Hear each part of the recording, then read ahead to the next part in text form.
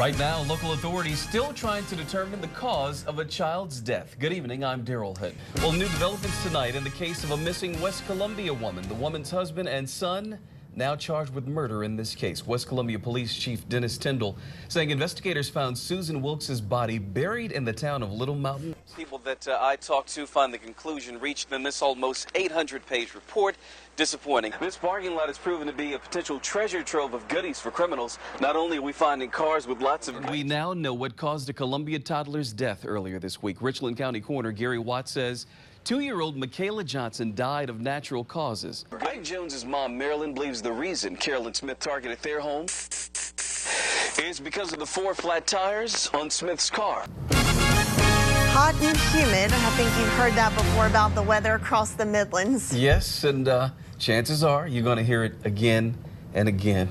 And again. And again, Justin.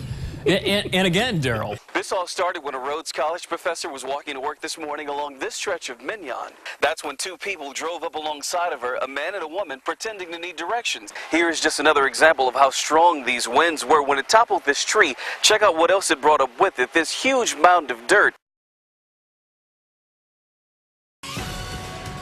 South Carolina voters gearing up to make their votes count one more time. Good evening, I'm Darryl Hood. And I'm Bree Boyce. The polls will open in less than 24 hours for the statewide runoff election. Yeah, watch Fox News reporter Tony Talley live in studio tonight with what you need to know to make an informed decision. And Tony, what's the turnout expected to be like tomorrow?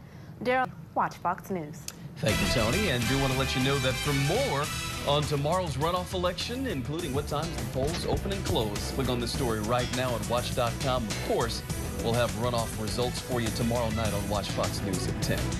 We've got new information tonight in the federal corruption case against suspended Lexington County Sheriff James Metz. Federal court records show last Friday a federal judge sealing the sworn statements that led to the indictment against Metz. Prosecutors asking for that case to be sealed because it might jeopardize an ongoing investigation.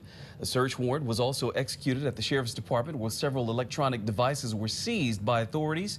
Metz is scheduled to make his first court appearance July 1st. He's accused of taking money from friends in exchange for agreeing to assist people who are in the country illegally and being detained. The search is now... Well, a group of South Carolina correctional officers getting specialized training right now on how to deal with mentally ill inmates. Sessions going on all week long. Corrections Director Brian Sterling hopes graduates can use what they learned to train more officers. That training follows a lawsuit against the department. Earlier this year, a judge siding with a group of inmates who sued the agency over alleged constitutional violations. Sterling is appealing that ruling, but the parties have also been in mediation over ways to correct those issues. And the search is on right now for the suspects in a drive-by shooting. It happened last night on Chartel Circle at about 7 o'clock. Richland County investigators say someone fired several shots at a home and car in the driveway.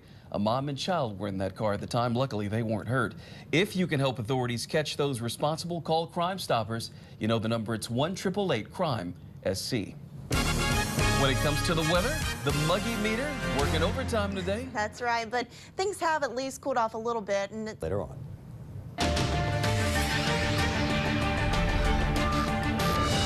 Continuing coverage now of the escalating violence in Iraq. Secretary of State John Kerry in the country today in an effort to ease tensions by making a push for a new government. He is pushing Iraqi leaders to form a new, more inclusive government as militants gain ground. The secretary in the country as ISIS continues its march on Baghdad. The al-Qaeda-inspired group ramping up its activity over the last 2 weeks with militants capturing posts on the borders with Jordan and Syria just Sunday. And even though the conflict in Iraq is a world away, there are some who say its effects could be felt here in America. a group of Iraqis gathering on the USC campus to voice their opposition to ICE unsolicited phone call. Yeah, be careful. Harvest Hope Food Bank needs your help right now to reach a new goal. So far, it's raised enough for almost 1 million meals, feeding on average 350 families a day, but it still needs resources to provide for the remaining 1.1 million meals before the end of June. Officials say this will make sure families don't face empty tables before the 4th of July holiday. Donations can be dropped off at its Shop Road location or made online. To check out the exhibit. Yeah, I think even big kids might enjoy that. I know, I might enjoy that. Yeah, I need to get out there. Well, coming up, the IRS offering up an explanation now about how thousands of the agency's emails were lost. This in the wake of the investigation into IRS targeting of certain political groups. New tonight, lots of folks waiting to find out who will be the next Miss South Carolina. A lot of young ladies competing in this year's competition right now here in the Midlands. That right, Bree? That's right, Darryl. Well, stay with us. Got much more ahead for you tonight, including why you can expect to start paying more for that caramel latte soon at Starbucks. Plus, a bad diagnosis can be tough to deal with, but it can be devastating if it was all just a mistake. How doctors are working to keep those types of mistakes from ever happening again next. Got a lot of moisture in the air because of the oncoming rain. All the pageant girls here in town are going to have extra hairspray. Big hair. It's kind of like me saying dance, puppets, dance. Anyway, thank you. Yeah. Thank you, Henry. Plan your health by watch.com. Next in sports, football season still 2 months away, but there is still plenty of talk about in Gamecock Nation. That'll do it for us. Hope you got a fantabulous night ahead of you. Thanks for watching. We'll see you here tomorrow night.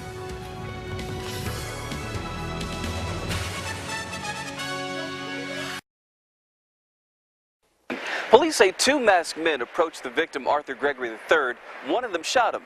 Tonight, police are asking for the public's help to bring his killer to justice. I'm gonna miss you, son.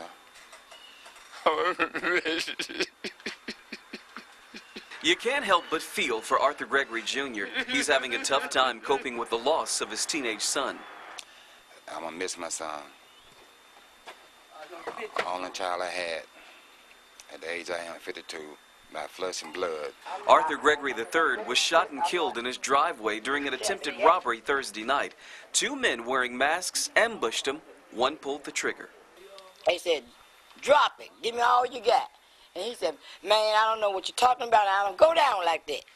And then when he turned, getting away from him, that's when he started shooting. Mom, Kathy Gregory, was home when the shooting happened. Arthur's girlfriend was inside his car at the time. She wasn't hurt.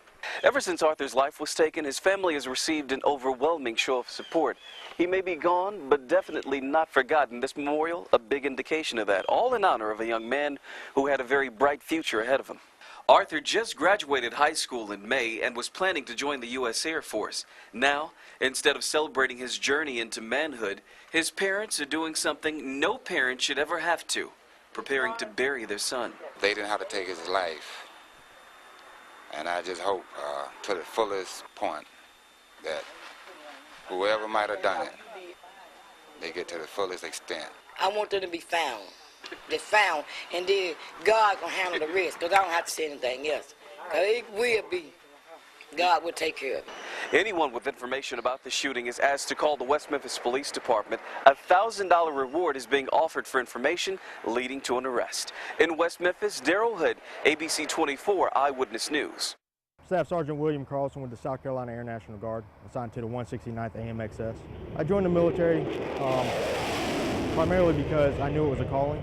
My family served, both my grandfathers, my dad served, my brother served. It's something I've always wanted to do since I was a kid. Sergeant William Carson, a Midlands resident who just happens to be an American hero. He's one of the guys on the ground in wartime who make sure the F-16s of the 169th Fighter Wing based at McIntyre are loaded with the necessary weaponry when they fly into battle. My whole mission here is to come out on drill weekend, 2 weeks a year, whenever it is that they need me, and load different munitions on the aircraft. Depending on our role or what we're doing, it's going to determine what type of munition we're going to use. If we don't take it serious, somebody dies. So we always take it serious. Sergeant Carlson has been in the National Guard 10 years. In that time, he's deployed to both Iraq and Afghanistan, ground zero in the war on terror. I do believe, like I said before, that we are making a difference over there. And if the United States, the president, anybody was to ask me to go back over there, I'd be more than happy and more than willing to go back and do what I need to do in order to protect this country. When he's not on base, Sergeant Carlson is still protecting and serving in his day job. He's a deputy with the Richland County Sheriff's Department. Duty called and Sergeant Carlson answered. He says he couldn't imagine doing anything else.